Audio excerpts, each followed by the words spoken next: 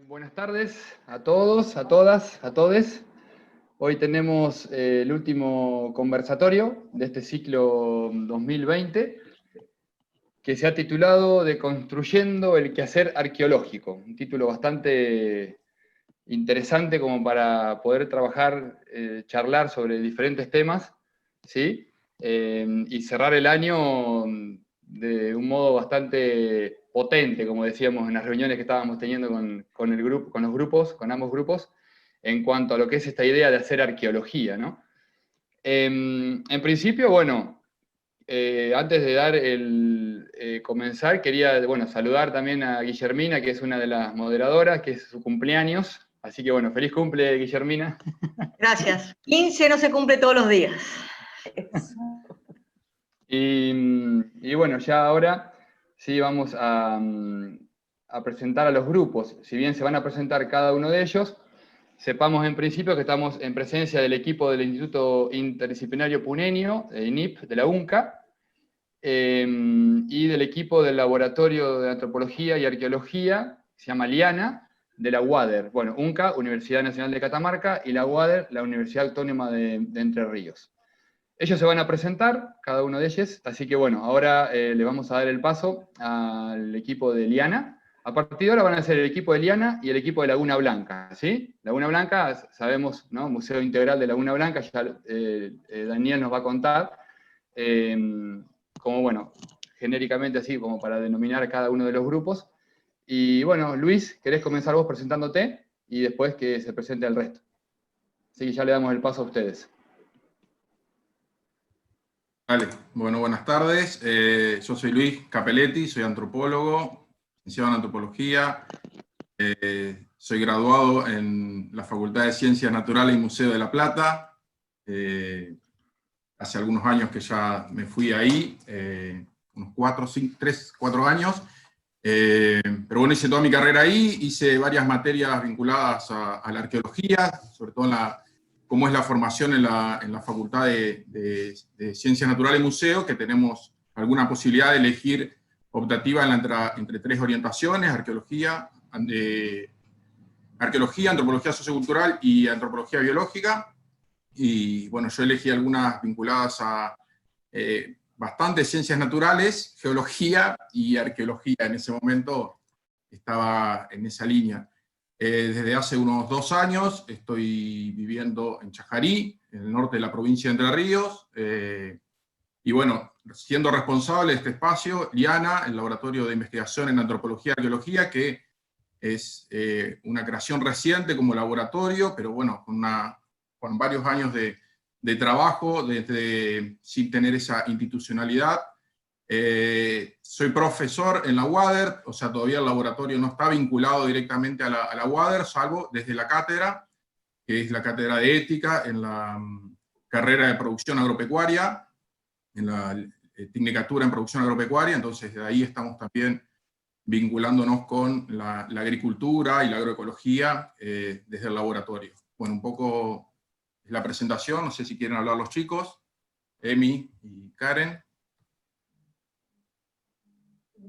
Bueno, buenas tardes a todos y a todas. Yo soy Emiliano Ceroleni, soy profesor de nivel primario, también agricultor, así que, bueno, estamos ligados a Liana desde hace un tiempo. Tuvimos la fortuna de conocerlo a Luis y a Graciela en un curso de capacitación para docentes en el Museo Camila Quiroga, de acá de la ciudad de Chajarí, donde ambos realizaron un trabajo muy importante hace un tiempo, y bueno, desde allí vinculados más a Luis, a Graciela también, y bueno, eso por mi parte. Buenas tardes, yo soy Karen Martínez, soy licenciada en terapia ocupacional. Actualmente trabajo en un centro integrador comunitario en el área de acción social, y juntas con Emiliano también vivimos en la zona rural, a unos 20 kilómetros de Chajarí, y tenemos un proyecto agroecológico que se llama El Matorral, y bueno, tenemos una huerta familiar, agroecológica, y también nos vinculamos con el laboratorio de Liana, principalmente desde la agroecología.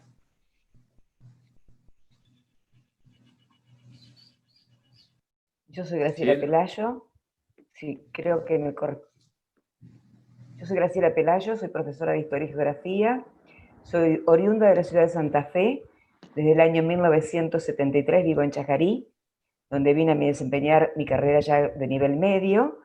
Me desempeñé en el nivel medio con cargo de las cátedras de Historia y Geografía y también como directivo de una escuela técnica, que es un rol bastante interesante.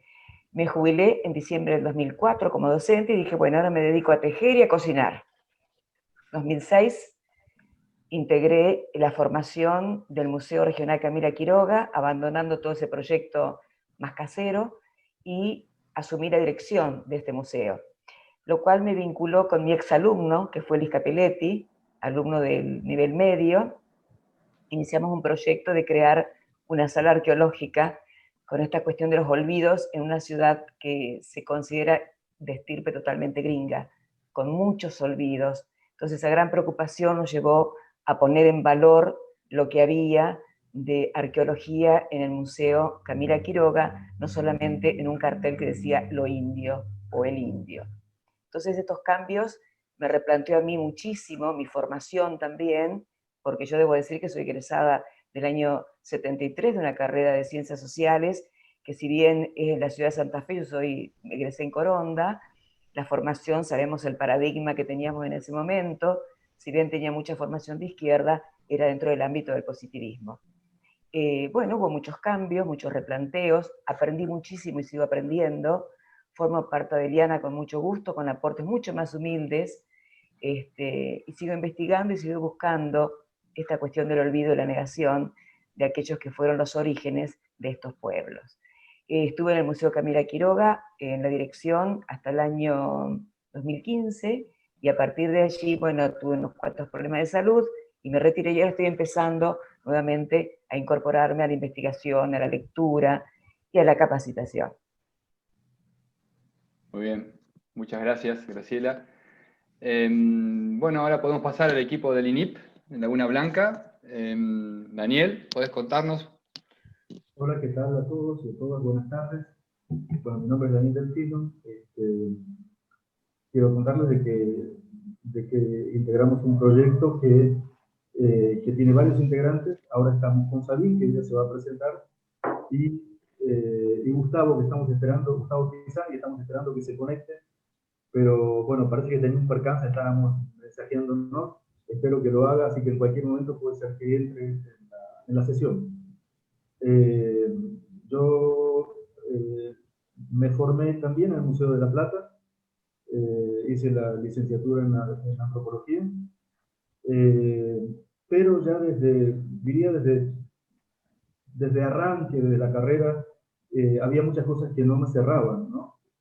No me cerraba esa visión cientificista por excelencia que tienen en general las carreras universitarias, porque no le vamos a indicar toda la arqueología o antropología. O sea, vamos a decir que, bueno, yo entré en el año 81. En el 81 era todavía gobierno militar de facto. Entonces, la antropología estaba absolutamente camuflada para que no moleste a nadie. Es decir, esa fue la legitimidad para que la carrera esté otra vez, porque se había cerrado, ¿no? Entonces, la habían camuflado para que se le parezca lo menos posible a una ciencia que tuviese preocupación social. Pero bueno, entonces eso estaba también en muchos de nuestros profesores que se habían quedado constreñidos, enmarcados a ser funcionales a esos designios. Ya con la democracia empezamos a buscar el modo de cambiar los planes de estudio. Se cambió el plan, que creo que sigue vigente todavía, el plan 85. De cualquier modo, en ese entonces, al menos, no puedo decir ahora, pero en ese entonces, el hecho de haber cambiado el plan no necesariamente cambió el enfoque, ¿no? Así que empezamos con un amigo que falleció este año, que lo quiero recordar, Pablo Rodríguez, a plantear, o vamos a decir, los inconformismos. No éramos ni siquiera arqueólogos, éramos solo estudiantes, y por ende es como que sabíamos lo que no nos parecía o que no nos cerraba. No sabíamos bien qué es lo que íbamos a hacer o cómo lo íbamos a hacer, pero sí sabíamos lo que no queríamos hacer. Y desde ese lugar es que, bueno, empezamos a escribir algunos trabajos, proponer algunos espacios, organizamos las jornadas taller sobre el uso del pasado, con Lina Porborni, con Laura Miotti, y bueno, fueron espacios que de a poco fueron dando pie para otras voces. También con Bárbara Manasse estuvimos en las jornadas de Orcomoya en Tucumán, de la arqueología, se llamaban Jornadas para la Planificación de la Arqueología en Argentina, que también fue así un quiebre, al menos propositivo. Bueno, podríamos seguir hablando, pero muy sintéticamente ahora sí, para volver sobre la presentación. Luego me vine a Catamarca a tratar de poner en práctica esos desafíos que habíamos dejado en el papel con Pablo Rodríguez, y en parte de esos desafíos son hoy el Museo Integral de Laguna Blanca, y los trabajos que, bueno, que vamos a ir contándoles seguramente en el desarrollo de esta sesión. Soy profesor titular de Arqueología Pública y de Museología acá en la Escuela de Arqueología de Catamarca. Buenas tardes, soy Sabine Dupuy, soy licenciada en Arqueología, magíster en Museología, formo parte del equipo del Instituto desde el 2005. Y ahora en los últimos años estoy sobre todo desarrollando la parte de gestión del museo, de la comunicación, de las colecciones, y manejando los hilos en la sombra del sistema de información territorial, arqueológico y comunitario del proyecto, donde estamos recopilando los 28 años de datos que produjo el equipo. Así que estoy así como más trabajando para la logística y la información, el acceso a la información, digamos, procesamiento.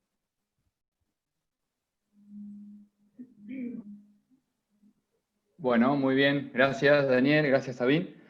Bien, bueno, como para comenzar, siempre tenemos como una pregunta disparadora, ¿sí? Que es la que después guía el resto también del conversatorio. Y nos interesa saber, que nos cuenten, ¿sí?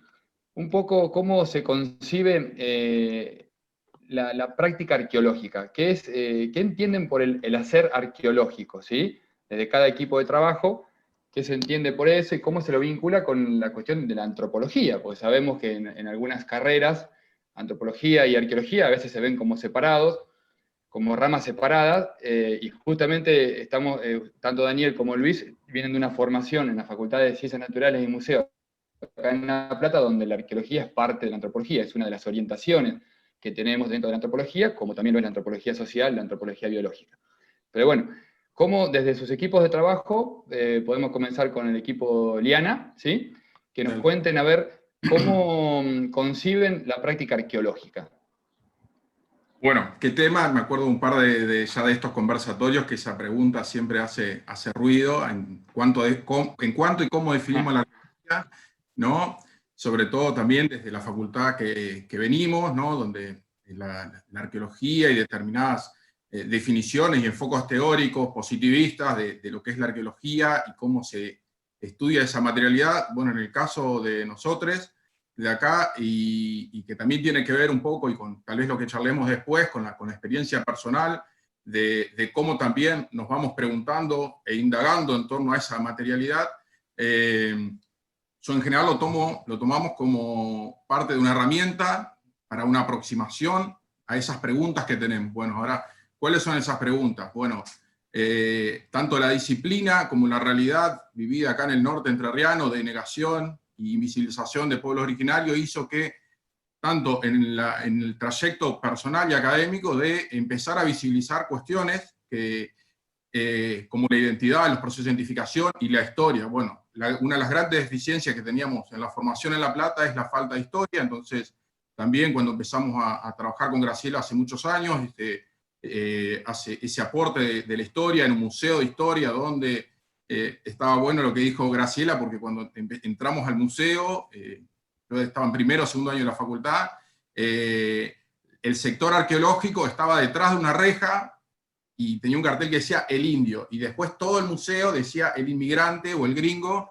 Entonces, ya a partir de ahí, cambió esa manera de ver a la arqueología como una disciplina pura, positivista, escéptica, y empezar a pensar desde qué era lo que estábamos haciendo y a quién estamos aportando. Bueno, después fueron pasando más cuestiones, pero supongo que para las próximas preguntas lo tomamos. Entonces, ver la arqueología, por un lado, como una herramienta dentro de la antropología, dentro de la historia, pero sobre todo, y un poco lo charlábamos con Daniel, supongo que él va a decir algo ahora, en una praxis concreta, ¿no?, y ética en el territorio, con las comunidades, con también los diferentes objetivos y necesidades que vayan surgiendo, y creo que ahí la arqueología es fundamental y tiene cosas para aportar, digamos, a la sociedad, más allá de el estudio de determinadas materialidades como puntas, cerámica, que también lo hacemos, ¿no? Pero por ahí va. No sé si alguien quiere agregar también.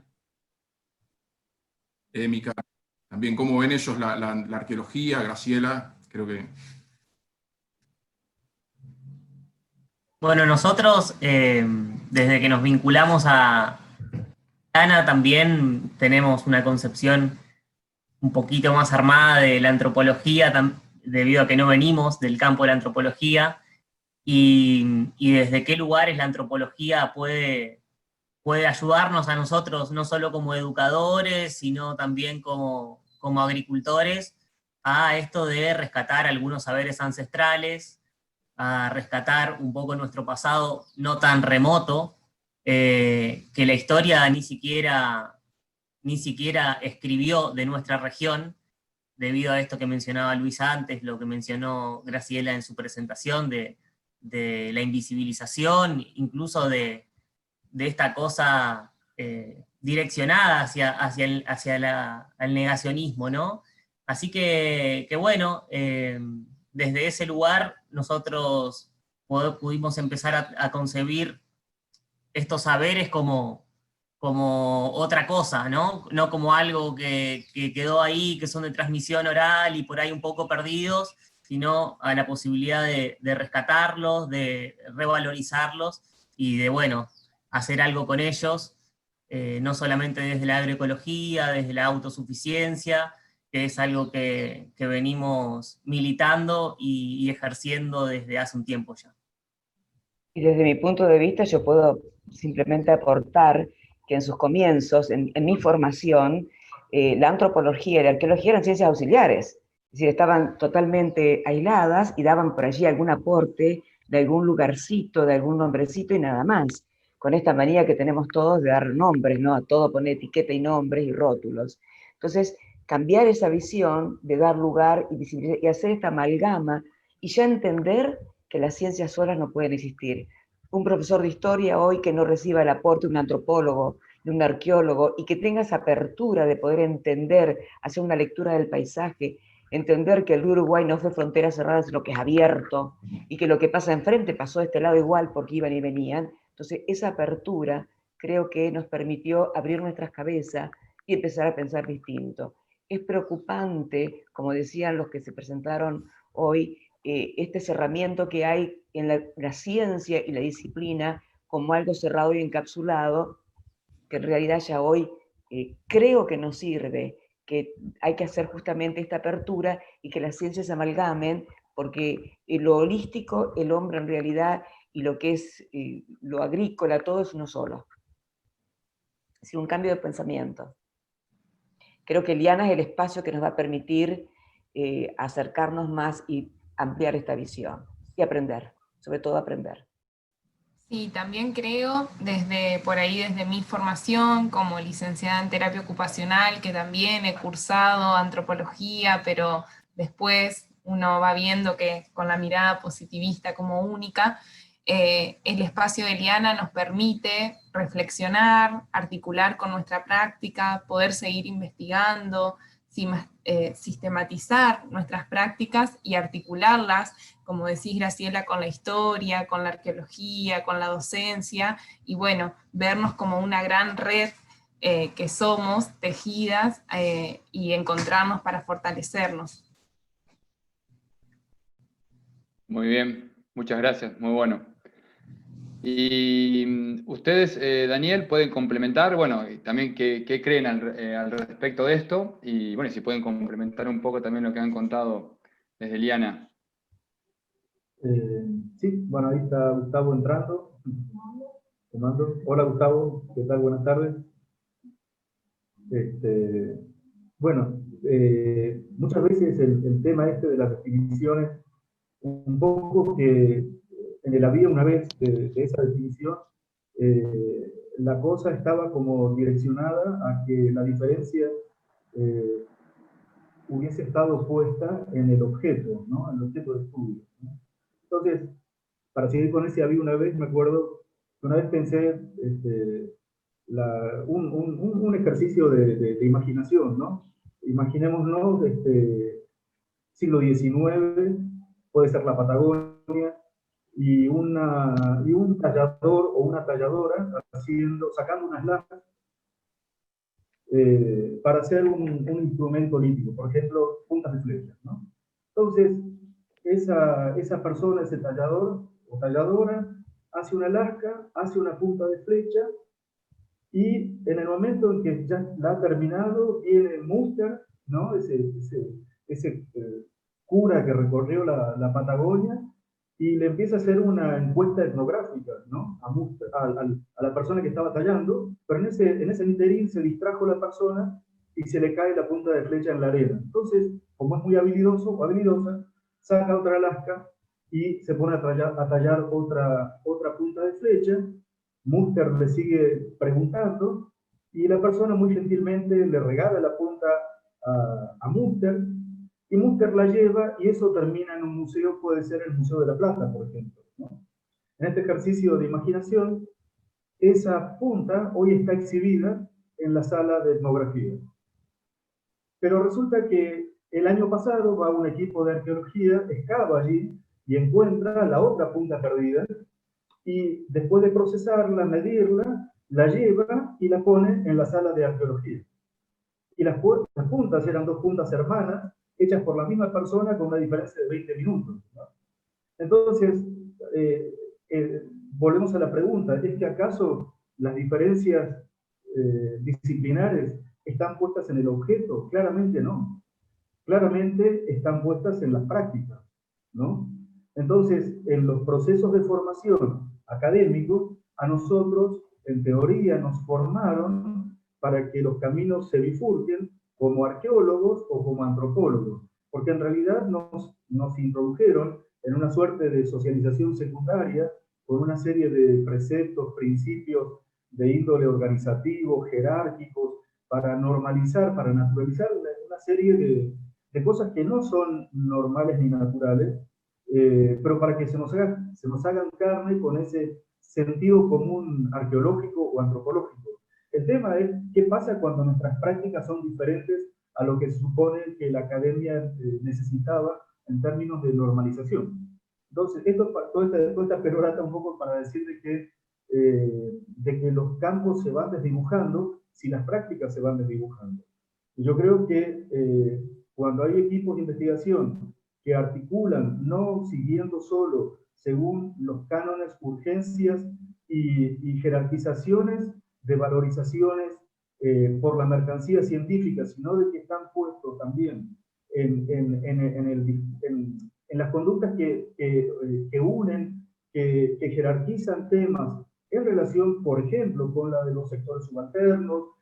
Me imagino, y es lo que yo creo, confío y supongo que hago, que las prácticas van a definir un campo que en todo caso queda un poco a caballito de esos recortes estampos, ¿no? O sea, como que uno habla de la transdisciplina, porque en realidad uno no nace arqueólogo o antropólogo, sino que nace humano y se va haciendo, y por suerte los 5 años que pasamos en la facultad, o más, no importa, no son tan detonantes. No son tan detonantes. Siempre y cuando estamos preocupados en recuperarnos como personas, ¿no? Y no ir en ese camino de adoctrinamiento que en un sentido nos deshumaniza. Muy bien. Para complementar, una anécdota que iba a contar, también para las preguntas que siguen, y en relación a lo que dice Daniel, en el año, trabajando en las colecciones ahí del Museo de Camila Quiroga de Chajarí, apareció una punta cola de pescado, la típica de poblamiento temprano, ¿no? Una punta de colección. Pero bueno, fue el primer hallazgo en la provincia de Entre Ríos de ese tipo de materialidad. Ahí es todo muy bien, presentamos un trabajo académico en los carpas de la región pampeana, porque en ese momento hace unos 10 años había mucho peso, digamos, en esa región pampeana con estos temas. Y lo interesante fue que un día me llama un periodista y quiere hacer una nota. Y empezó que lástima no se pudo conectar, Edgardo, empezó a dar vuelta y en un momento le digo, ¿qué querés preguntarme? Porque preguntaba cualquier otra cosa, menos lo que una entrevista sobre eso. Y dice, es que vos dijiste que hay gente acá hace 13.000 años, 12.000 años.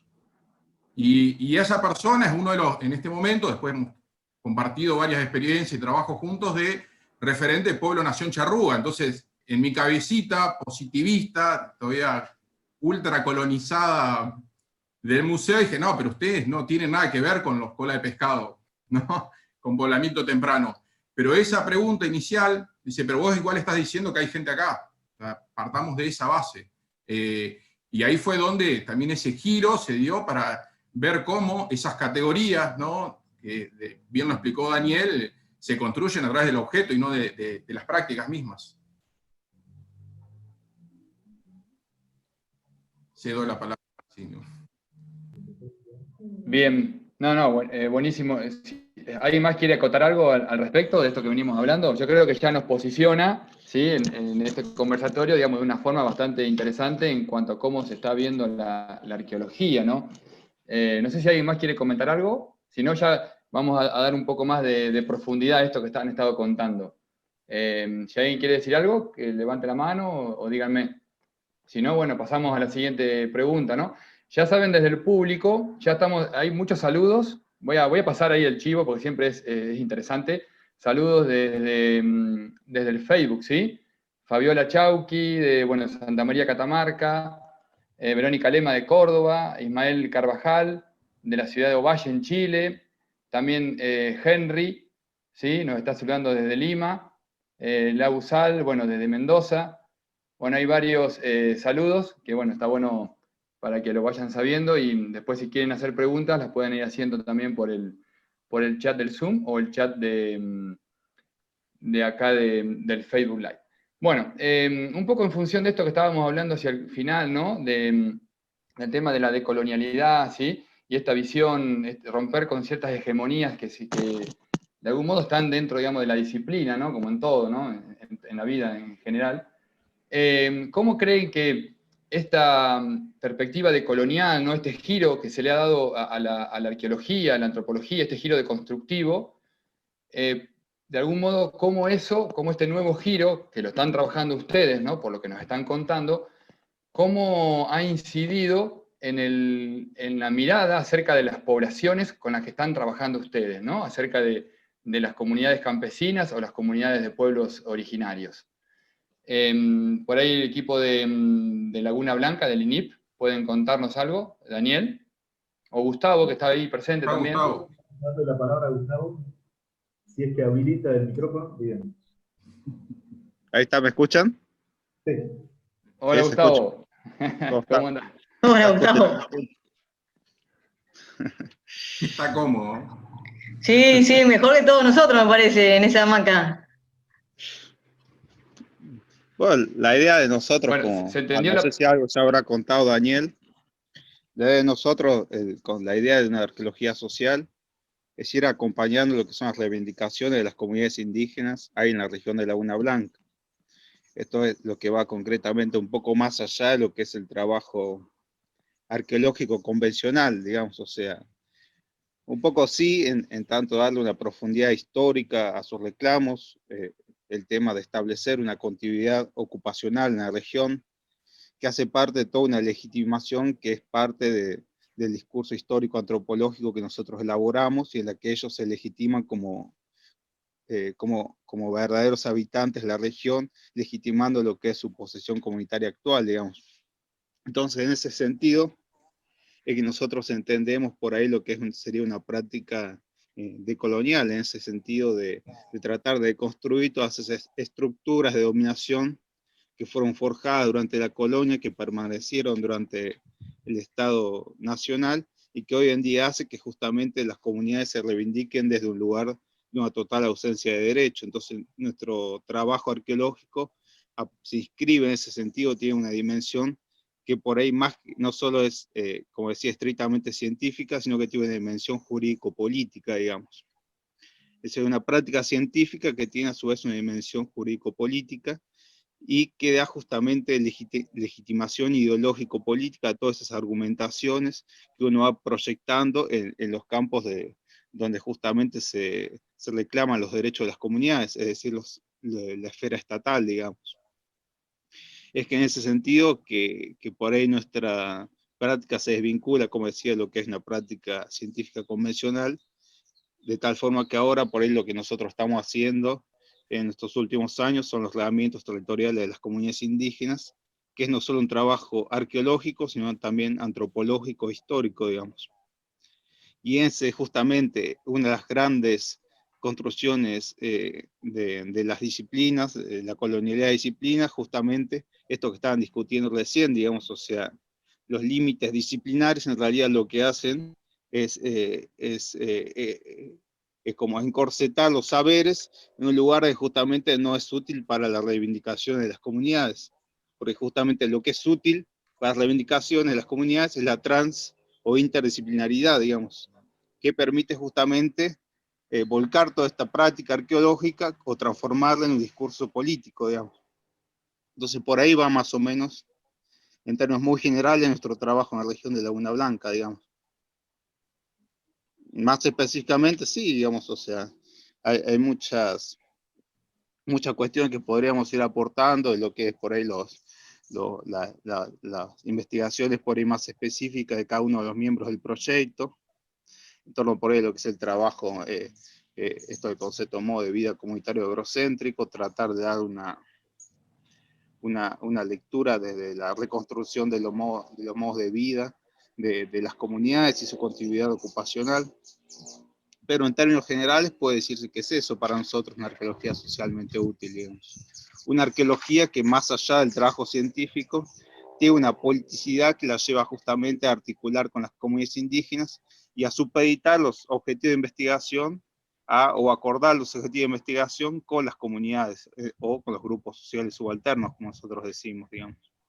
Que por ahí lo que nosotros entendemos en términos de una arqueología socialmente útil o una arqueología subalterna, es decir, con una arqueología que no se limita, que su trabajo en campo no se limita a un trabajo extensionista, si se quiere, o extensión universitaria, sino que mucho más allá de eso busca una verdadera articulación orgánica, en este caso con las comunidades indígenas, pero podría ser cualquier otro sector subalterno, podría ser, por ejemplo, el trabajo en un barrio, en una villa, digamos, no necesariamente tiene que ser una comunidad indígena, pero en nuestro caso trabajando en esa región, digamos.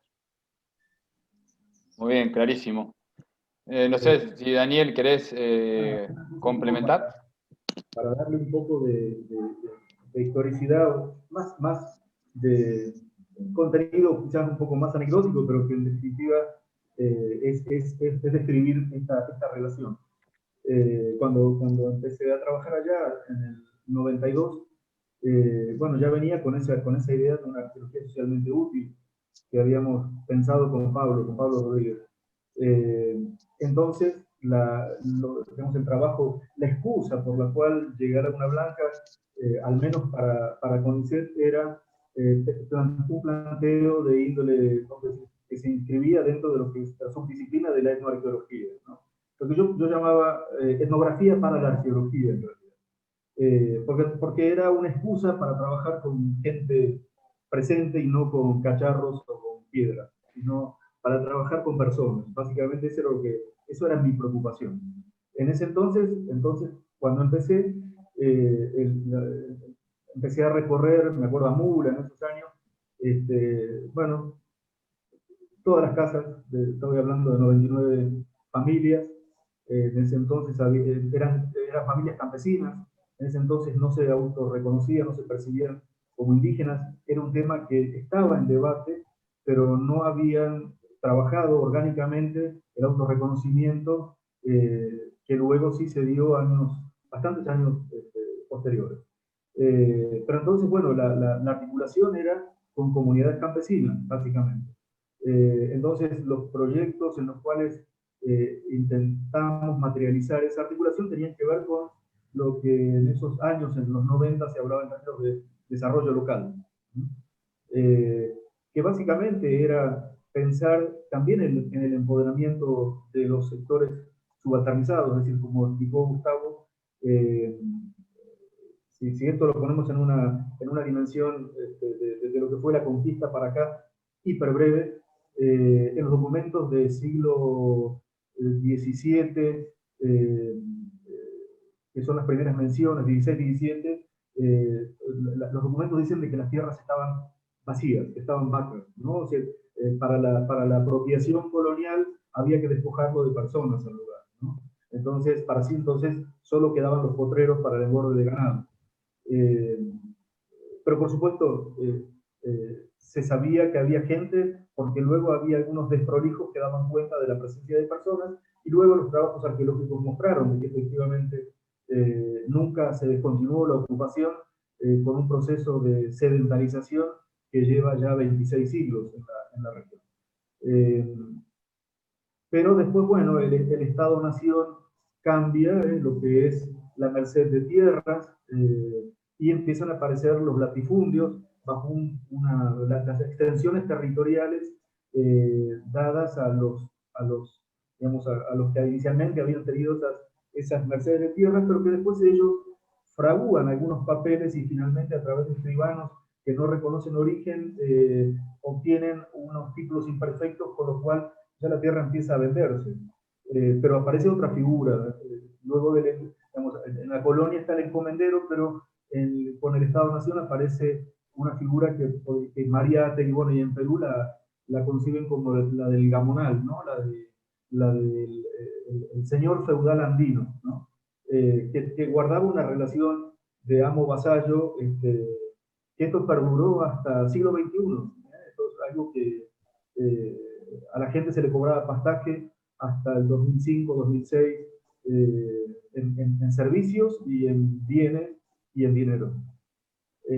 Así que la idea era cómo generábamos proyectos para fortalecer las situaciones de organización comunera, no comunidad indígena, sino de comunidad campesina. Entonces, trabajamos en un proyecto que tiene que ver con turismo, formando adolescentes sobre todo y gente joven para que se empoderen con los atisbos de actividad turística que había.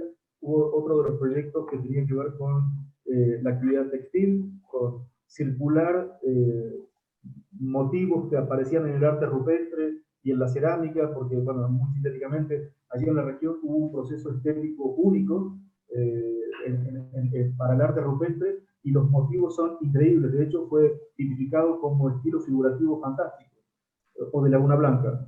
Y sin embargo, luego las producciones textiles no mostraban nada de esos procesos estéticos pretéritos, y por ahí a veces se copiaban motivos de otras regiones, ¿no? La bailarina de Tafil u otras cosas. Y otro de los proyectos tenía que ver con rehabilitación de tecnologías agrícolas prehispánicas.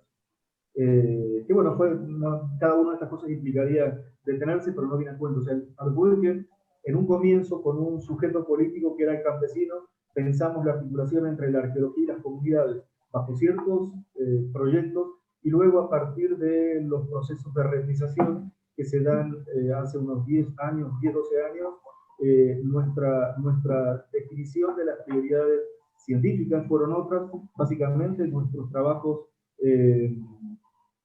están alineados con, de manera acelerada, cumplir con lo que indica la ley 26560, que es la de emergencia territorial indígena, en donde es una ley por la cual se suspenden los desalojos en comunidades indígenas. Entonces, mientras tanto se deben hacer los relevamientos territoriales, que implican cartografías participativas, que implican recorrer los territorios al lado de los comuneros, de los caciques, y relevar no solo los sitios arqueológicos o que nosotros llamamos arqueológicos y que hoy llamamos sitios de memoria, sino que también se relevan cuántos sitios, material o inmaterial, como puede ser una cueva de Salamanca, todo lo que a ellos les resulta relevante en términos comunitarios, ¿no? Así que por aquí va hoy nuestra práctica. Bueno, muy bien, muchas gracias. Completito el tema, como para seguir charlando. Bueno, y el grupo Liana, ¿qué nos pueden complementar con algo de esto que nos ha estado contando? Ahí yo hago un pequeño comentario, después Graciela y Emiliano y Karen pueden aportar. También pensar un poco esta historicidad de cómo fue dándose ese giro, por lo menos desde los comienzos que yo empecé a trabajar acá también. Valía aclarar de entrada que soy nativo desde hace muchísimo tiempo, vivo en el barrio donde nací, siembro también en la chacra que era de mis abuelos, entonces también hay un fuerte componente emocional del hecho de que estos son también territorios y zonas que habitamos hace muchísimo tiempo también. Eso por un lado. Por otro lado, también el hecho de una primera aproximación netamente arqueológica para estudiar los materiales de la colección, en general son materiales líticos, estamos en contextos en general de cazadores, recolectores, horticultores, acá en el norte de Entre Ríos, los procesos misioneros jesuíticos, que también acá fueron muy fuertes, digamos, con grandes reducciones de guaraníes. Eso por un lado, empezar a visualizar eso que estaba, y esas incomodidades que dijo Daniel de entrada, a resonar en lo que era mi formación también en La Plata, y también en los grupos de trabajo que he compartido estando en el museo. A resonar esas incomodidades, y después, por otro lado, esta cuestión de que comenzaron estos procesos de rendinización en toda la provincia, que algunos empezaron en los 80, 2000, pero más fuerte hacia el 2005, 2006, 2010, y esas preguntas y esos interrogantes que venían de la gente, no venían del material, es decir, bueno, ¿qué es esto? En general siempre hubo también un correlato material que empezó a ser simbólicamente fuerte en la zona, y empezó a resonar y empezar entonces a acompañar todos esos procesos que se daban tanto en la ciudad como en la región, desde esta arqueología que estábamos pensando. En ese momento todavía era estudiante, y después en los últimos años ya he vuelto a encontrar con estos procesos que se están dando en el territorio de Entre Ríos. Entre Ríos es una de las provincias más contaminadas con glifosato del mundo. Los proyectos, eso también para que Emiliano pueda comentar, todos los proyectos que hay del IRSA, ¿no? Y de los sistemas de producción convencionales extractivistas que en la provincia de Entre Ríos son muy fuertes. Bueno, entonces empezamos a vincular la arqueología también desde estos temas que están muy vigentes y muy en boga diariamente. Entonces, un poco contextualizar a eso, y creo que Graciela y Emiliano y Karen pueden aportar. Bueno, sí. Sí. No, dale, Graciela. No, hablen ustedes, después yo hago o quieren que les contextualice históricamente. Sí, preferimos. Bueno, el contexto histórico acá es complejo, de una complejidad terrible. Yo les escuchaba recién de Laguna Blanca, la identidad de la comunidad que estuvo de siempre. Acá estuvo oculta, vedada. Yo cuando empecé a trabajar en Chajarí hice una pregunta muy simple: ¿desde cuándo hay gente en Chajarí? Y desde la bibliografía regional y local y también provincial, hay gente de la llegada del inmigrante. Si se tomaba como punto de partida una línea del tiempo, que en vez de ser abierta y una línea de tiempo que no haga referencia a hitos con hechos muy fácticos cerrados, se marcaba el origen de la gente en Chajarí desde la llegada del inmigrante, 1876. 72 la ley de fundación de la ciudad, y 1876 el arribo de los inmigrantes, y todos, desde los medios, desde todos, que está bien que se festeje, daba esta particularidad, que bienvenido que sean los inmigrantes y las familias, y todas las publicaciones redundaban. Media página de la presencia de pueblos originarios, basándose en libros como Masramón, por ejemplo, o tomando algunos casos de Serrano, con publicaciones de Serrano, donde ubicaban los tres grupos de la etapa colonial, ya de la presencia de guaraníes, charrúas y chanatimbú, y nada más, y esa presencia como que estaban diluidos, como que se exterminaron, no hay más hubo una serie de enfrentamientos y se terminaron, no hay más y no hay indígenas en la provincia. Cuando entraba yo a ver los apellidos, aparecían apellidos Chapay, Tamay, distintos, Azullaré, distintos tipos de apellidos, decir algo de eso, que evidentemente, Tiraparé, no eran gringos, ¿no? Yo inclusive, mi abuela era guaraní, tenía un apellido agregado porque ella se acordaba de su nombre. Entonces, esto hace a repensar la historia. Y en un momento yo hice una publicación desde el museo, hicimos entre un grupo de un dibujante y otro, un escritor, porque yo no soy buena para escribir, que pudiera mostrar la historia del tiempo, la línea del tiempo al revés. Es decir, empezar de esos 11.000 años, 13.000 años, 12.000 antes del presente, hasta la llegada de los inmigrantes. Y el buceo bibliográfico que hicimos, y ya les voy a contextualizar la región, fue con lo que había.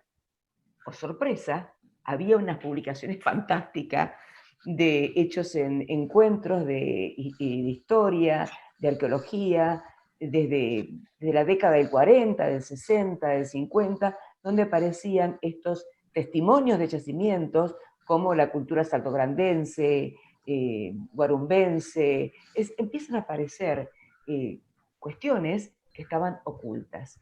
Los que estaban a orilla de los arroyos, aparecía la presencia del último cacique de Guarumba, que tenía más de 600 lanceros, que era guaraní. Un mujeraje habrá ido atrás de él terrible, con los hijos, y vivían en 3.000 hectáreas, en tolderías, pero no estaban en comunidad. ¿Y esa gente dónde está?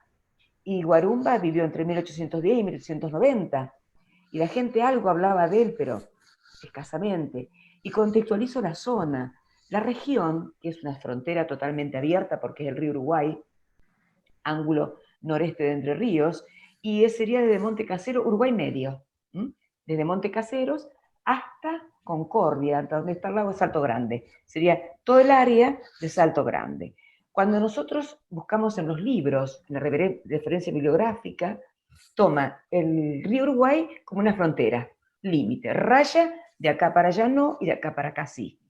Pero resulta que cuando leemos estos textos, y esto que hablaba Luisito, esa punta de flecha de cola de pescado, la referencia está en Uruguay, aparece en Uruguay una similar enfrente, donde había lugares de poder cruzar, las cachueras de Mocoretá, el Salto Grande, el Salto Chico, donde el río es angosto y se puede ir y venir de un lado abierto.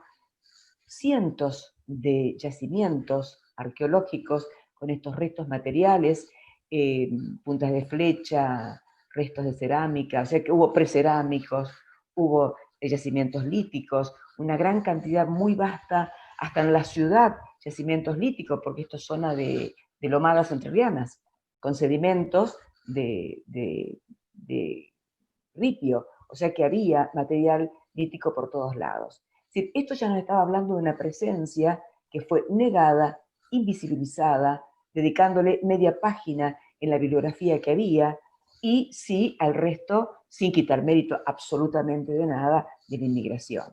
Por ejemplo, cuando llegaron los inmigrantes, hay cartas de Miguel Guarumba, donde él reclama tierra para su gente.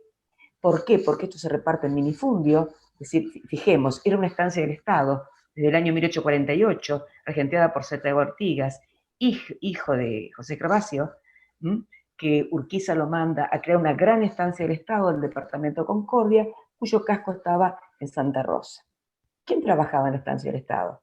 Y estas son las cartas de los salesianos, después cuando vienen en el 1876, dicen, había inmigrantes, había una gran cantidad de pueblos originarios, indios manso, dice, y también había una gran cantidad de, si podemos nombrar, también de gente mestizo, ¿sí? Había algunos afrodescendientes. Entonces, eso justamente en la región están esparcidos y no hay comunidad de referencia concreta, sino salpicado. Y esta es la identidad que habla Luis, que ahora está emergiendo y se está reconociendo. Bueno, Sí, precisamente desde estos lugares que habla Luis y que contextualizó Graciela, bueno, también lo de construir lo colonial desde la educación primaria. A mí en lo particular me toca abordar estos temas desde la escuela primaria, donde también absolutamente hay una continuidad de lo colonial y de materiales absolutamente coloniales que niegan sistemáticamente y año tras año la presencia humana previa a la colonización de esta región.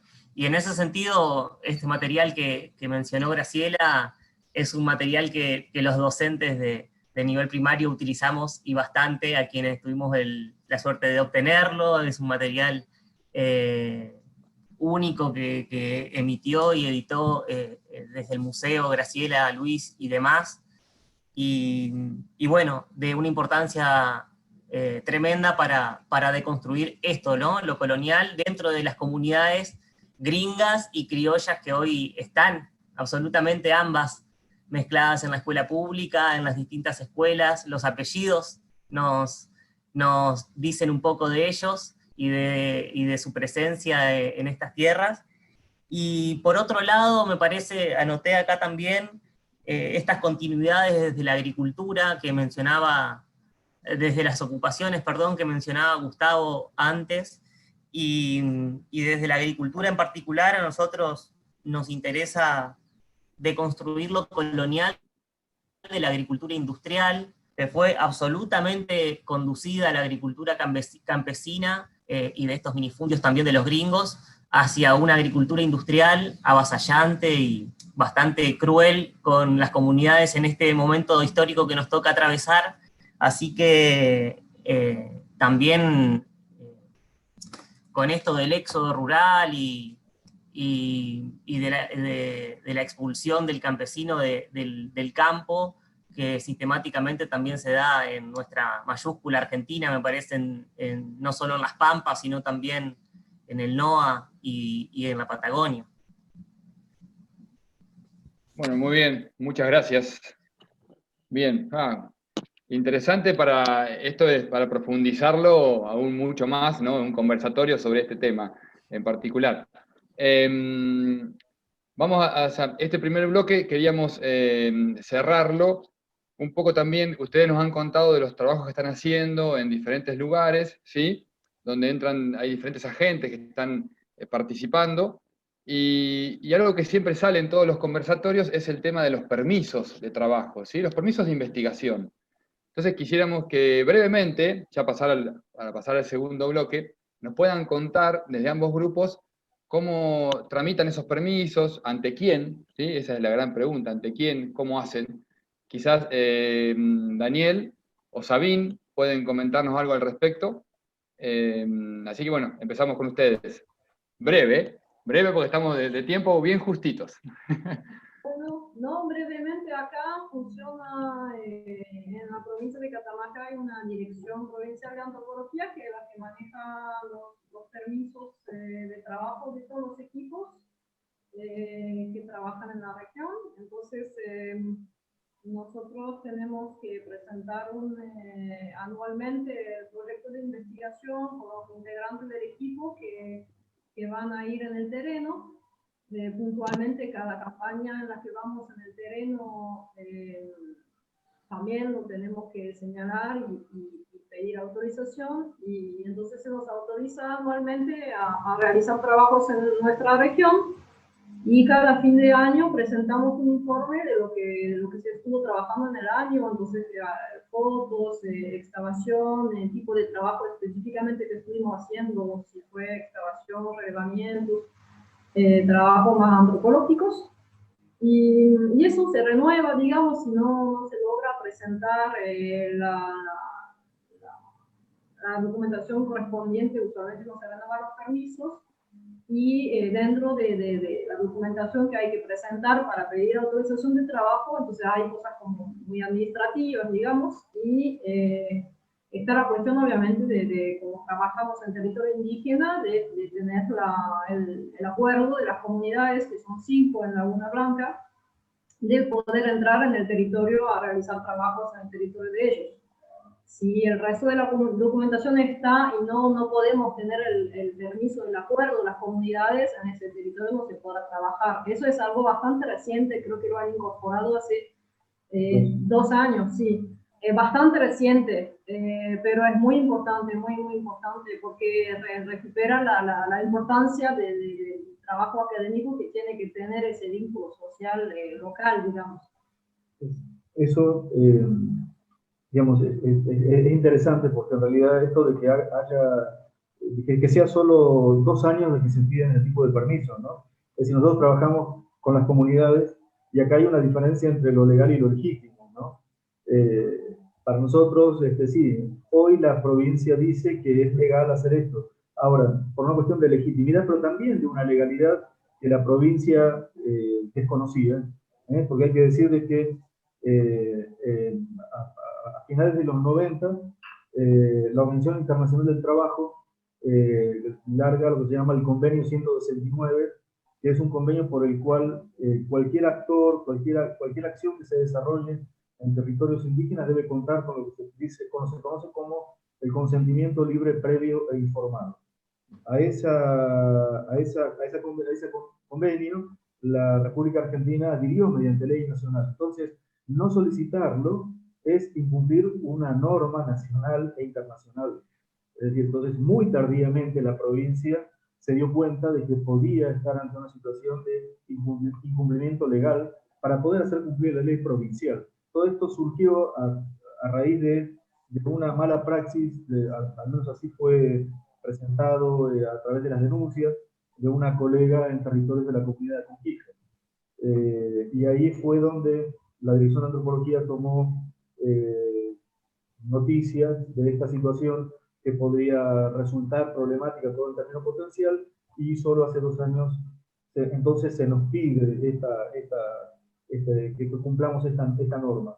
No obstante ello, nosotros, como decíamos, veníamos logrando los acuerdos con ellos porque trabajamos permanentemente en la articulación. Entonces, los trabajos, por decirlo, en 2015 nosotros hicimos el reglamento de la comunidad indígena de la Angostura.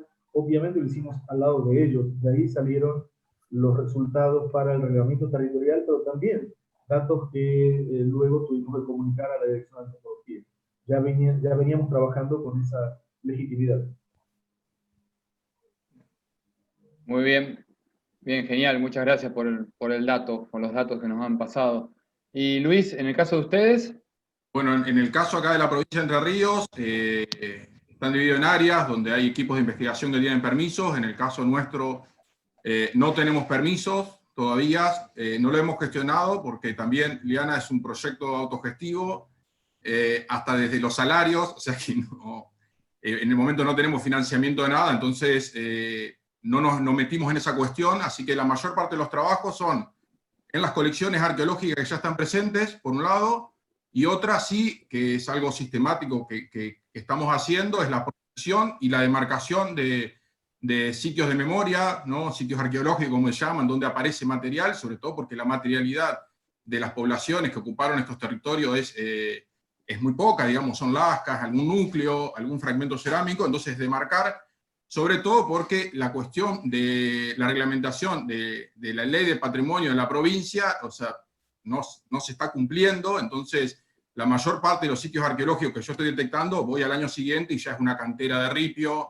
hay un barrio loteado encima, entonces me queda constancia de eso, tal vez si hay algún material diagnóstico lo levanto, pero no estaría en ese caso dentro del marco de los permisos. Sí, el año pasado hicimos una intervención arqueológica, que fue una excavación dentro del templo de la parroquia Santa Rosa, acá en Chajarí, que fue de urgencia. En eso hubo una intervención, bueno, desde estos dilemas éticos también que venimos hablando, se iba a destruir el piso, el solado de una parroquia, y se iba a perder el primer edificio de esa capilla, que rondaba hacia 1879, entonces hicimos una intervención, por suerte fue muy público, la provincia nos dio los permisos, o sea, solicitamos también al equipo de investigación que estaba con el área, como para que tener este resguardo legal, y también estamos presentando los informes, pero bueno, esa es la situación de por aquí, por ahora. Lo de la capilla, eso se puede charlar dentro de un momento, pero bueno, fue bastante, primero fue emblemático, fue la primera excavación sistemática, salvo alguna excavación que hizo Rodríguez en el río Uruguay, de rescate de Salto Grande, pero dentro del contexto de la ciudad y del ejido, fue la primera, entonces hubo mucha cantidad de actores sociales intervinientes, sobre todo porque parte de la comisión pro templo negó, y de hecho trabajábamos con maquinaria pesada al lado, tratando de por lo menos rescatar algunos datos, que era un edificio emblemático, ¿no? Para la ciudad y en la historia, sobre todo también ahí en esta cuestión de la negación, aparecieron también niveles de materiales prehispánicos, ¿no? Entonces también hubo toda generó una alegoría, una metáfora de análisis de los procesos históricos que estamos viviendo acá. Pero bueno, esa es la situación como del marco de permisos y de cómo se trabaja.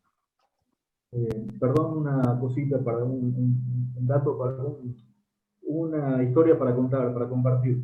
Como les decía, nosotros en 2015 estábamos haciendo los reglamentos territoriales en la comunidad de La Angostura, y en 2016 es cuando se arma esa situación de que una comunidad indígena de la Conquija se había sentido violentada por una colega. Y en una asamblea de la Unión de Pueblos Diaguitas de Catamarca, decidieron de que ningún arqueólogo siga trabajando en los territorios. Y nosotros fuimos respetuosos de esa decisión de la Unión Diaguita, así que también quedamos en el freezer por una mala praxis científica, ¿no? Esto para decir que a veces, aún haciendo las cosas bien y siendo respetuosos de la dinámica local, de las dinámicas de los sectores subalternos, a veces tenemos que pagar precios por la incompostura de colegas, ¿no?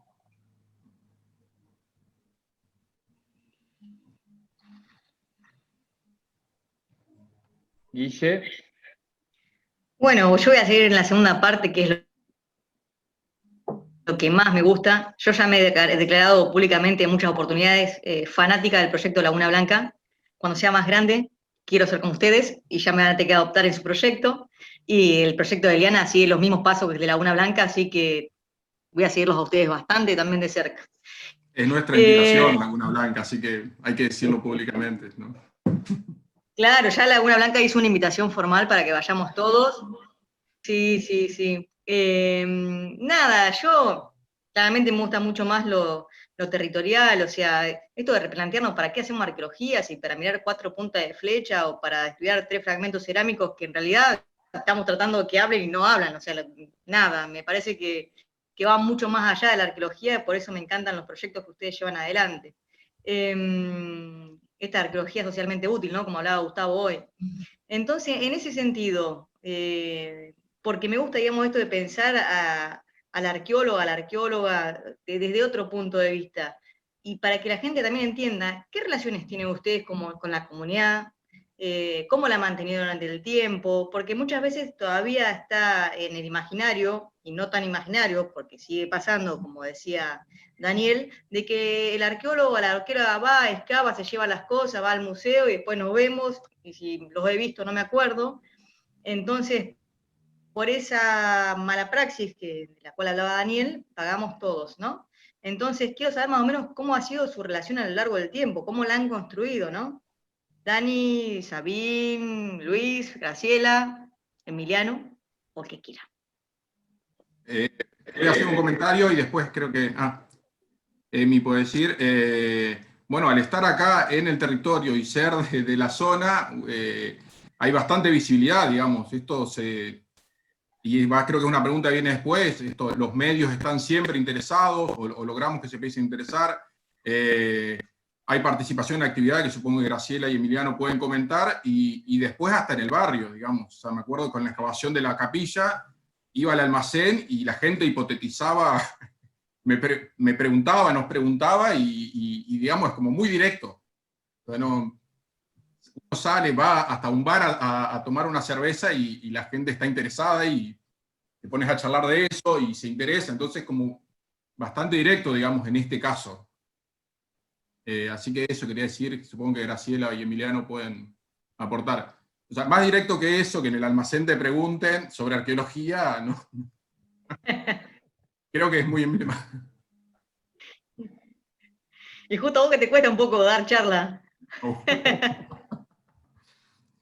Me tienen que echar para que deje de hablar. Como cerveza, grabamos una charla especial, ¿cierto? Sí. Bueno, yo puedo contar brevemente cómo visibilizamos en el Museo Camila Quiroga en su momento la sala arqueológica. Muy breve lo cuento. El profesor Eduardo Viñardelo aquí varios de los docentes se habían dedicado a realizar la recolección e identificar los sitios arqueológicos antes de la inundación de Salto Grande. Entonces, estamos hablando antes de 1974. Este profesor se había encargado de juntar, él vivió entre 1942 y 1994, había recolectado con sus alumnos de los distintos sitios entre Monte Caseros y Salto Grande. Salto Grande se lo hacía el profesor Puenix y otros docentes, como los Rodríguez o Setur, que después van a crear, el caso de Setur, el Museo Arqueológico y Antropológico de Concordia, que es un museo privado y municipal a la vez. Este profesor va a dar lugar a la colección que se llama Eduardo Antonio Briñardelo. Él había dejado en custodia 461 piezas que habían quedado a partir de 1992, 2 años antes de su fallecimiento. Pero estaban, como dijo Luis, en una vitrina muy pequeña con un mapa muy antiguo que se había hecho sobre un vidrio, donde estaban explicados los yacimientos de dónde se habían encontrado estos restos. Y después tenían unos dibujos y algunas identificaciones muy pequeñas.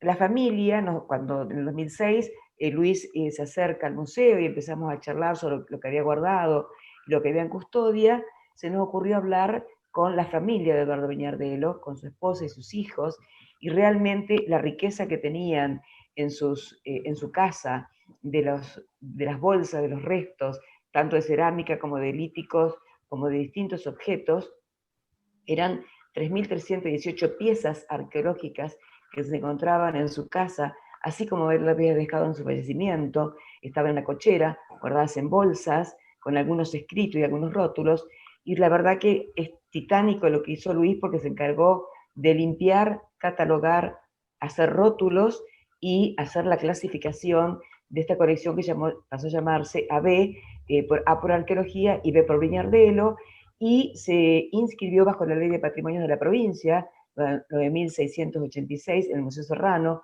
que es quien se encarga de hacer este registro.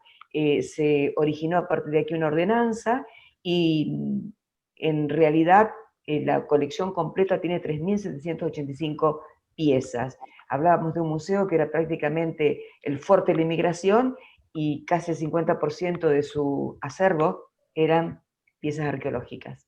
Entonces se le dio el nombre de Sala Arqueológica Eduardo Viñardelo, y en el 2010, el 22 de mayo, en el contexto del Bicentenario, justamente para mostrar un hito de la presencia de pueblos originarios en la región, se hizo la apertura al público con participación de las escuelas, y la verdad que fue realmente muy interesante cómo las escuelas se acercaban y podíamos hacer el recorrido y explicar, y Luis es el autor de unos póster que se encuentran en esa sala donde se muestra las características de la misma. Es decir, dentro de un museo que es netamente de la inmigración, que se llama Camila Quiroga, tiene justamente, ya que fue sede de la distribución de la planta urbana, tiene esta importantísima sala arqueológica. Esa fue nuestra visibilización, y desde allí se dieron talleres, capacitaciones, distintos cursos para que lo conozcamos y poder lograr la identidad de estos guaraníes o descendientes de pueblos originarios, y también de afrodescendientes, que esa identidad todavía estaba un poco diluida. Hoy ya tiene un poco más de presencia. Bueno, y desde nuestro lugar, primero que nos nutrimos también de todo esto que hicieron Luis y Graciela desde el Museo Camila Quiroga, por supuesto, pero también decir que muy también autogestivo, y desde abajo organizamos Pulso Encuentros, que son unos encuentros acá regionales donde tratamos de generar un encuentro entre las distintas comunidades de acá de la región, campesinos que puedan tener productos, hacemos una especie de feria, también participan artistas, además de artesanos y personas que hacen distintas cosas, pero como generar encuentros donde poder repensarnos en la actualidad como comunidad y con las diversidades de identidades también que aquí habitamos. Y por otro lado, hemos participado recientemente de unas jornadas que organizó la Fundación Desde el Pie en Chajarí, que se llamaban Jornadas por la Identidad, y donde nos permitió la Fundación un espacio donde poner nuestras voces también, no solo la de Graciela, la de Luis, sino también la nuestra desde nuestro lugar en la docencia, en las áreas sociales o en la agricultura. Así que es bastante amplio, pero bueno, tenemos ahí un proyecto con Luis de poder sistematizar mucho de esto que por ahí se diluye en algún material, ¿por qué no? También escrito que quede y que dé cuenta, y capacitaciones para docentes también, ahí está latente Luis, así que no sé cuándo se va a dar eso, pero es una idea. Va a salir.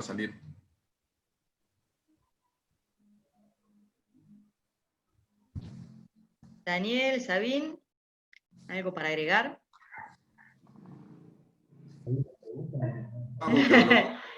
Sabín, me encanta tu base de datos. Acá está mi base de datos. ¿Cómo hacemos? ¿Cómo? Ay, no, pero hablan muy bien de eso, está bueno que hablen ellos. Nosotros, bueno, yo más que nada estoy ahí para hacer un poco de recuperar esa imagen de Indiana Jones con el látigo. Entonces yo en el laboratorio ando con látigo, recuperar la información y sistematizarla, intentar cruzar las informaciones que nosotros podemos generar, aprovechando las vidas en el terreno, aprovechando que hay gente que está muy comprometida en cada comunidad con eso de mantener la memoria, de rescatar o recuperar algunas prácticas, incluso hasta pasa también por los nombres de las cosas, recuperar las pocas palabras que han quedado perdidas en los topónimos, en algunos nombres de plantas. Entonces estoy acá más y lo que intentamos hacer es esto, intentar vincular todo lo que tendría que ver más con una parte de ciencia fría, de arqueología, digamos, y cómo podemos recuperar esos conocimientos. El año pasado yo fui, este año no pude ir con el tema de la cuarentena y todo, pero empezamos un registro, por ejemplo, de los usos de las plantas autóctonas. Entonces, esa parte que nosotros por ahí conocemos desde un lado, por ahí de la arqueología, la presencia de semillas, etc., usar los conocimientos de los pobladores actuales, bueno, eso. Gustavo.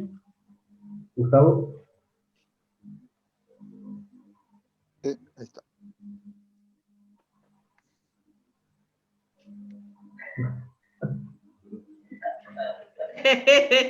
Es un grande. Es que es la siesta catamarqueña. Indiana Jones pronto.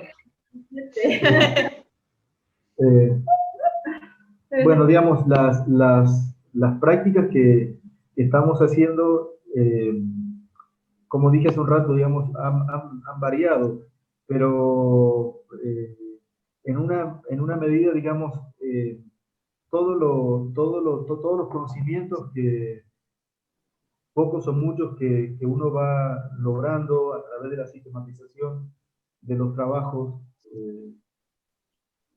trabajando no solamente en el campo de la arqueología o también de la antropología, sino también en nuestro equipo.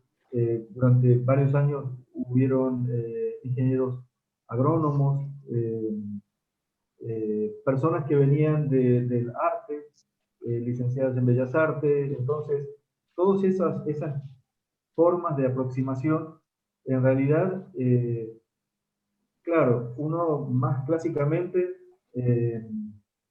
ve cómo esos conocimientos se transforman en un paper, en un artículo, en una presentación científica, ¿no es cierto?, los cánones más clásicos. Ahora, en nuestra forma de organizar las demandas, nosotros ponemos arriba la demanda de las comunidades y cómo ese conocimiento puede ser socialmente útil. Entonces, ese es el desafío. Sé claramente que muchas veces uno no lo logra, pero al menos es la aspiración y tratamos de que todo se alinee en ese sentido. Por eso, en el año 97, fundamos un museo que se llama el Museo Integral de Laguna Blanca, Museo Integral de la Reserva de Biosfera de Laguna Blanca, es un nombre larguísimo, que es un museo territorial. Y como museo territorial, bueno, recoge el desafío que había quedado pendiente de cuando en el año 1972 se reunieron en Santiago de Chile los museólogos y museólogas latinoamericanos para definir el concepto de museo integral. En el 72 estamos hablando que era la Santiago de Chile, no de Pinochet, ¿no? Entonces, ese desafío museológico era un desafío de museología social. Bueno, luego vinieron los golpes de estado epidémicos en toda nuestra región y eso quedó oculto. Entonces, nosotros en el 97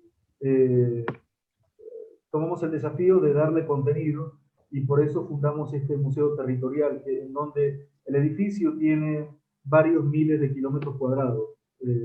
Así que uno al museo entra, en vez de entrar por una puerta, entra por una ruta y sale por otra. Entonces, bueno, ese desafío de tener que musealizar un gran territorio de miles de kilómetros cuadrados y una historia que tiene miles de años es absolutamente inconmensurable. Lo sabemos desde que arrancamos, de que es imposible generar esa posibilidad abarcativa como si fuese un edificio y una colección finita, por más de que sea como la de la Museo de la Plata. Pero entonces, bueno, tuvimos que hacer una suerte de elección de ciertos hitos o espacios que de algún modo permitiesen adentrarnos, aunque sea tibiamente, en esa vastedad, en esa riqueza. Así que entre esos componentes, que seguramente luego Sabine los va a desarrollar mucho mejor que yo, estaba un centro de recepción e interpretación, que fue lo que construimos. Primero hubo un primer centro en la escuela primaria, un centro de traducción en la escuela primaria, que era un espacio cedido por la escuela, y luego hasta que pudimos construir este edificio, que ya desde la propia arquitectura del edificio recoge lo que son las pautas arquitectónicas vernáculas para ponerlas justamente en valor, para sopesar lo que habían hecho con las otras instituciones públicas, que era generar una tendencia de un modelo constructivo abajeño que no condecía con las formas locales constructivas. Y sabemos que no hay una relación gratuita entre el continente y el contenido, es decir, no es algo menor en términos de sentido los espacios construidos para cómo disciplinar las conductas. Eso lo sabemos claramente desde Vigilar y Castigar, ¿no es cierto? Así que en las salas de exposición y en las actividades que se desarrollan con los circuitos por el museo, con el parque botánico, con las parcelas demostrativas de cultivos andinos, etc. Lo que hacemos es articular con las comunidades, no solo con la comunidad educativa, sino con la comunidad de agricultores, de criadores, en donde es un espacio para que también articulemos en este proceso organizativo con las comunidades indígenas, ¿no? Así que bueno, sí, si vamos a la arqueología pura y dura, que no la despreciamos en absoluto, y fuimos formados y trabajamos en ello, en excavaciones, cuando es el tiempo de las excavaciones, cuando los objetivos así lo dictan en relación con las comunidades. Bueno, hemos hecho excavaciones un poco para poder entender qué pasó, qué aconteció con esa idea, con esa historia, que claramente quedan rastros, pero se le intentó amordazar, está impactada por los años, pero está impactada también por la colonia, ¿no? Así que intentamos recomponer los distintos capítulos de esa historia, una historia básicamente no tanto metiéndonos o comprometiéndonos con lo que es la historia precerámica, sino especialmente con los procesos de sedentarización del momento organizativo que acordamos llamar modo de vida comunitario agrocéntrico, ¿no? Un momento en el cual las poblaciones se asentaron en aldeas y encontraron los acuerdos en términos de comunidades agrarias, agrícolas, ganaderas, y encontraron los modos de convivencia incluso frente a la tensión propia de un ambiente que tiene algunos rastros de hostilidad, como es las limitaciones hídricas, y sin embargo encontraron los acuerdos para que las poblaciones tengan varios cientos de personas viviendo en aldeas, y esto tuvo una estabilidad de casi 1000 años hasta la llegada de los incas, en el cual los rastros quedaron en distintos sectores del territorio, en el propio nevado de Laguna Blanca, con un santuario de altura, pero también con una instalación bastante extensa, un tipo tambo, para hablarlo, una instalación administrativa local, con sus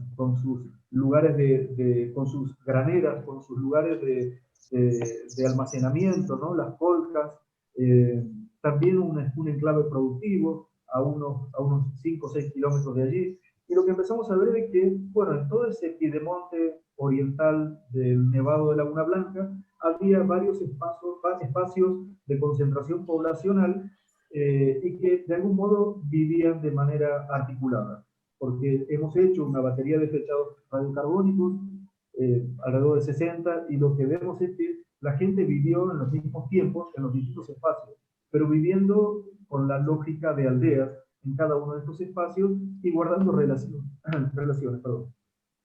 Así que esto nos permitió ver de que había un modo propio, así como hubo una estética propia que estaba en las paredes de los sitios con arte rupestres, también había un modo de vida, una forma social y productiva de relación que un poco fue alterada cuando llegaron los incas, y por supuesto fue muy violentada cuando llegaron los españoles. Entonces esto le pone profundidad temporal y da cuenta del porqué de los olvidos o de los faltantes de información, como decía Sabine, por qué se han perdido las gramáticas en la zona, aunque hay alrededor de 1000 términos indígenas de 4 troncos lingüísticos diferentes: Punza,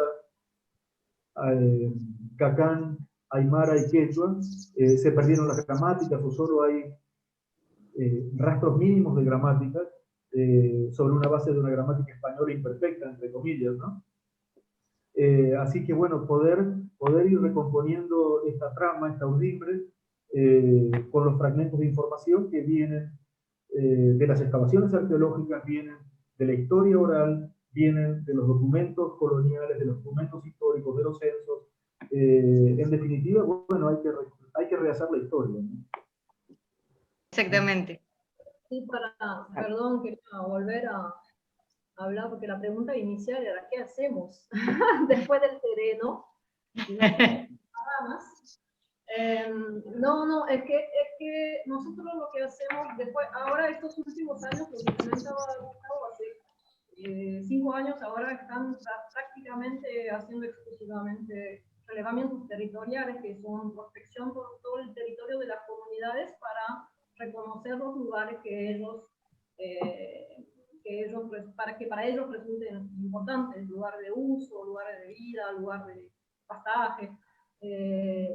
Pero antes de esto, el equipo ha trabajado bastante en excavación. Entonces lo que hacemos es, el Museo de Laguna Blanca está ubicado a 450 kilómetros de la ciudad capital de Catamarca, donde la mayoría de nosotros del equipo vivimos, porque la mayoría somos docentes de la universidad, de la Escuela de Arqueología. Entonces lo que solemos hacer es trabajar, hacer misiones en el campo, allá en Laguna Blanca, de ahí volvemos para acá, para la ciudad, y traemos con nosotros esos materiales, previo permiso de la Dirección de Antropología para poder circular, porque son materiales que pertenecen al Estado, son materiales a las comunidades, pero son bienes comunes, digamos, son propios de nuestro proyecto y de la universidad. Volvemos, lo estudiamos acá, lo registramos, fotografiamos, medimos, etcétera, y después ahí se va conectando con lo que decía Daniel. Como al tener ese museo allá, tenemos mucho lugar para poder volver a presentar después a la visita una buena parte de esos objetos y conservarlos allá. De hecho, recibimos a veces donaciones de gente de pobladores que nos encuentran ahí, por ahí cuando van a llevar las ovejas, o paseando, caminando por el cerro. Entonces nos suelen pedir, no sé, ver cómo tenemos las cosas, dónde están guardadas, volver a verlas, decir, ay, ¿se acuerdan? Yo les traje la olla que era de mi abuelo. Entonces todo el trabajo de estudio y de documentación que hacemos nos permite tener un acceso fácil y tener para la gente que tenga esas cosas disponibles. Entonces hemos logrado que todos los materiales que nosotros estudiamos puedan estar albergados allá en el museo, de forma que estén a disposición allá para el que quiera tener acceso, digamos, cosa que no es por ahí el caso de todas las reservas del museo. Y hemos trabajado en otros aspectos del museo en ese sentido, o sea, creando un circuito un sendero de interpretación para que gente pueda venir a conocer algunos sitios de los cuales nosotros tenemos información gracias a la arqueología, y esa información se viene complementada con la información de los propios comuneros, que ellos son los que llevan las visitas, digamos. Entonces, la parte de arqueología la vamos a poner nosotros por lo que hemos encontrado, y la vamos entrecruzando con todo lo que podemos recuperar y construir como discurso con los comuneros que nos acompañan. Perfecto. Bueno, ya digamos, estamos sobre la hora, así que ya tendríamos que ir cerrando. Les manda un saludo Laura Marcilli de Chajarí, Emiliano Mange de La Plata, también está Federico de La Plata, Elena Horta de Lonchi de Chile, así que me mandan todos saludos. Daniel, ya tengo que cerrar, ¿no? Pero ¿cómo, para que dejen algún link de dónde los pueden contactar, ver sus trabajos, y si tenés el link también del documental ese que hicieron sobre Laguna Blanca, que está espectacular? Porque quiero decirle que Daniel muy amablemente con Sabín han dado charlas invitados por la Cátedra de Arqueología Argentina de la Facultad de Ciencias Naturales y Museo, una de las veces que estuvieron de visita, afortunadamente, ha ido a dar unas cuantas charlas, y me acuerdo que era un documental, Dani, ¿no? Sí, hay un documental. ¿Hicieron sobre el museo? Después tenemos una serie de 5 capítulos también. Todos esos están en una página web que tenemos. La página web se llama lagunablanca.unca.edu.ar, todo en minúsculas. Perfecto. Así, ahora la ponemos en el chat, pero es lagunablanca.unca.edu.ar. Y ahí se pueden ver, bueno, aparte, más allá de ver, también escuchar los testimonios de los comuneros y autoridades indígenas en los procesos estos de retización. Que bueno, que es muy interesante porque es la voz en primera persona de ellos, que quizás es lo más interesante. Exacto. Luis, no sé si ustedes tienen página ya con Eliana. Sí, y quiere decir, tienen página igual. Es el sitio web del laboratorio, así que ahí la comparto. Hay un blog que en general actualizamos todas las semanas, y bueno, y las actividades que hacemos, hay varias cosas para que chusmeen y vean. Perfecto, pues los dos equipos tienen cosas súper interesantes para seguir profundizando. Así que bueno, agradecerles. No sé si el Reina quiere decir algo más, si hay preguntas. Sí, a ver, ahí yo coloqué la página web de Laguna Blanca, está colocada ahí también. Así que bueno. Bueno, en principio también agradecerles que se hayan sumado a este ciclo de conversatorio. Este es el último de este año. La idea es continuar el año que viene.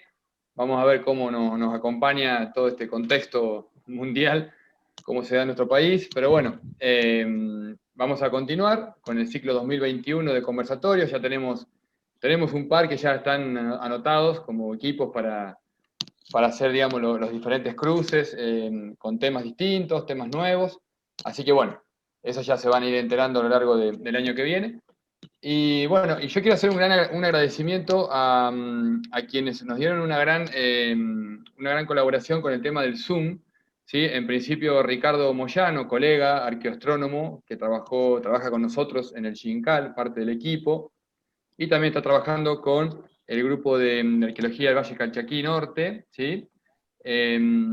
Así que bueno, queremos agradecerle a él y también a la Facultad de Ciencias Naturales y Museos, sobre todo a, bueno, Felipe, que nos dio, es del área de informática, que nos dio una gran colaboración, una gran ayuda con todo esto. Pero bueno, en términos generales, agradecerles a Ricardo Moyano y a la Facultad de Ciencias Naturales por habernos brindado el Zoom y para poder realizar esto. Así que yo creo que todos los temas que estuvimos charlando... ¿Perdón? No, y para saludar y agradecer después. Ah, sí. En principio todos los temas que habíamos estado charlando en las reuniones previas con ustedes creo que se tocaron bastante. Hay mucho para profundizar, ¿sí? Me quedo con una de las cosas que vos dijiste, bueno, que se dijo en un momento, acerca de las emociones dentro del hacer ciencia, ¿no? Dentro del componente emocional dentro de la arqueología. Yo creo que eso tiene que quedarnos porque muchas veces se piensa que, bueno, hacemos arqueología y somos unos entes que vamos caminando, un robotito, y tenemos emociones, eso se cruza constantemente en nuestro camino a la hora de interpretar algo, de estar charlando con alguien de la comunidad, o sea, entonces eso creo que es fundamental hacerlo parte, ¿no? Es parte y creo que quedó plasmado, que se hace parte de lo que es el hacer arqueológico, que es un poco la idea de lo que estuvimos charlando. Así que bueno, de mi parte también agradecerles a ustedes, a ambos equipos por completo, y al resto de todos los que han participado. Ya vamos a poner un link en la página de Tramas Arqueológicas con todos los grupos que han pasado en este año. Así que bueno, ya después lo vamos a divulgar. Así que bueno, gracias. Y no sé, Guille, si querés decir algo más. Nada. Agradecerle profundamente a los dos equipos. La veo acá siempre, Elena, la tengo acá. Elena, gracias por estar en casi todos los conversatorios, o en todos los conversatorios, no te perdiste ninguno, igual que Luis, igual que Fede, igual que varios que están acá. La verdad que es una forma, o sea, si bien esta pandemia trajo muchas cosas buenas, malas, más o menos, creo que hubiera sido imposible que nos juntáramos físicamente a debatir entre tantos equipos como lo hemos hecho hasta ahora, ¿no? Y poder ver distintas temáticas desde, no sé, desde los de poblamiento americano hasta el proyecto Laguna Blanca, pasando por arqueología zoocálica. O sea, habría sido imposible materialmente si en este contexto nos hubiera dado para que pudiéramos debatir entre equipos y exponer nuestras ideas, nuestras formas del quehacer arqueológico, que es muy diferente. Coincido mucho en lo que decía Sabine, esto de lo importante de tener las colecciones visibilizadas, ¿no? Como a nosotros nos fue muy emotivo hacer la puesta en valor de Xincal y tener un depósito visible y visitable, o sea, que la gente vea dónde está su material, que llegó al museo y en qué condiciones está, porque es parte de su historia. Entonces ellos también lo sienten como propio claramente. Entonces, nada, la emoción que genera, como dice Cute, es fantástica. O sea, nosotros hacemos arqueología desde el corazón, para la gente del lugar, claramente para comunicarlo entre los colegas, pero digamos que lo que más nos mueve, digamos, es la gente del lugar y lo que hacemos ahí, que es lo que más te llena, por lo menos para mí. Así que sé que ustedes también lo hacen con mucho corazón y eso se ve, se nota. Así que bueno, agradecerles y agradecerle a todos los que nos acompañaron y a todos los equipos que se sumaron a estos conversatorios, y tenemos una lista interminable, así que parece que gustó la idea, así que espero que sigamos el año que viene. Y Gustavo, estás comodísimo. Yo cuando sea grande quiero ser como vos y tener una hamaca de esas en mi casa. Bueno, muchas por mi Beso parte. para todos. ¡Hola, príncipe! Muchas gracias por la oportunidad de poner en diálogo las experiencias, por poder escucharlos, escucharlas, conocerlos. Muy interesante, y creo que sí, que se nota esto de el corazón también en cada lugar, y desde ahí la intervención. Así que muchas gracias. Muchas gracias por haberme permitido participar. Muchísimas gracias. Bueno, yo quería agradecer, ¿no?, a los dos equipos, a Calchaquí Norte, al Xincal, a Termina, a Iván, al Cute, a Diego, que hace, supongo, parte de edición, por la invitación, por los encuentros. La verdad que fueron muy ricos. Compartimos bastante en estos últimos meses de cuarentena. De hecho, era un momento esperado a veces esto de encontrarnos. Y a los participantes, Elena también estuvo, a Fede Wimbel, que también quiero decir públicamente, el año pasado me compartió datos de un sitio arqueológico de Catamarca para un trabajo que presenté en un congreso, así que eso. Vi que estaba Teresa, que fue la primera persona con la que fui a excavar en Calchaquí, hace como 14 años atrás, así que le agradezco también. Y bueno, todos los que están en Facebook, Vero, Laura, Emiliano, que compartieron, así que gracias. Y al equipo de Daniel y Gustavo, gracias por aceptar también compartir con nosotros. Gracias a ustedes por la invitación. Bueno, muchas gracias. Bueno. Y bueno, esto de hoy hacia el final se ve muchas veces la palabra corazón, ¿no? Y esto creo que vuelve el tema del recordar, ¿no? Volver al corazón, ¿no? Así que para eso es la arqueología, para recordar, para volver al corazón. Y el hecho de recomponer historias, hay mucho de volver al corazón, ¿no? Muchas gracias. Muchas gracias. Gracias. Y sí, para retomar lo que dice Guille, o sea, yo veo ese contexto de pandemia nos trajo, por lo menos, nos trajo eso de poder juntarnos así, o sea, pocas veces por año podemos juntarnos físicamente en general, la economía no ayuda, y eso para mí fue fantástica esa pandemia, porque por una vez podemos estar en contacto con otros equipos con mucha regularidad. Es genial, digamos, es genial, y felicitaciones por el espacio que han creado y que han mantenido. Ojalá, sí, no digo la pandemia, pero ojalá el espacio siga el año que viene. Va a seguir, va a seguir. Genial. Bueno, saludos a todos.